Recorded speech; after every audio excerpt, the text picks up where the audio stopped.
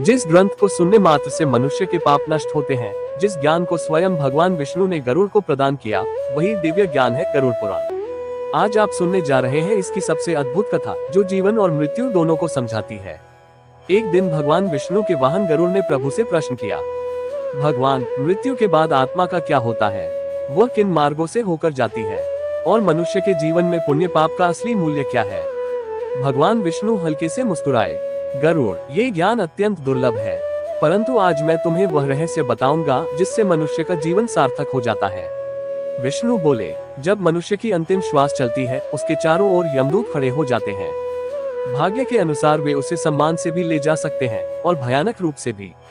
सत्कर्मी को दिव्य पुष्पों की वर्षा के बीच ले जाया जाता है, परंतु दुष्कर्मी को डंडों और भयावह श्वानों के बीच से।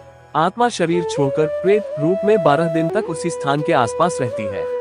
उसका मन भ्रमित, व्याकुल और अत्यंत बेचैन होता है। 13वें दिन से उसकी 348 योजनों की कठिन यात्रा शुरू होती है। कहीं तेज हवाएं चलती हैं, कहीं आग की नदियां होती हैं, कहीं अंधकार इतना घना कि आत्मा चीख उठती है। ये यात्रा निर्धारित करती है कि उसने जीवन में क्या कमाया, पुण्य या पाप।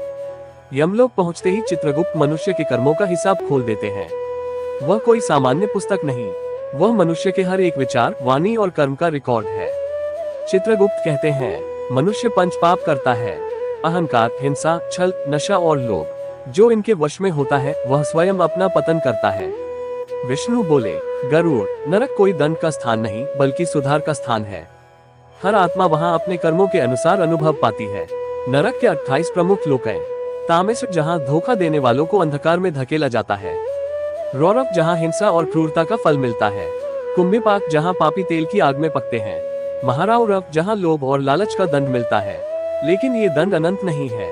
जैसे ही आत्मा अपनी गलतियों को समझती है, उसे आगे बढ़ने का अवसर मिलता है। जिन लोगों ने दया, सत्य, संयम, सेवा, दान, इन गुणों का पालन किया, उनके लिए मार्ग स्वर्णिम हो जाता है। उन आत्माओं के लिए दिव्य देवदूत आते हैं। सुगंधित वायु बहती है और संगीत गूंजता है।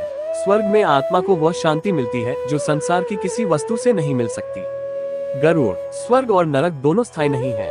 अवशेष कर्मों के अनुसार आत्मा को पुनः जन्म लेना पड़ता है। मनुष्य वही बनकर जन्म लेता है जिसकी ओर उसका मन आकर्षित रहा, और उसी परिवार में जहां उसके पिछले कर्मों का हिसाब पूरा हो सके। भगवान विष्णु ने कहा, गरुड़, ये दुनिया क्षणिक है पर कर्म शाश्वत है। मनुष्य की मुक्ति 3 गुणों से होती है, सत्य, सेवा, संयम। जो मनुष्य इनका पालन करता है, वह जीवन में ही मुक्त हो जाता है, और मृत्यु उसके लिए एक नए द्वार का आरंभ बन जाती है। गरुड़ पुराण भय नहीं, ज्ञान देता है।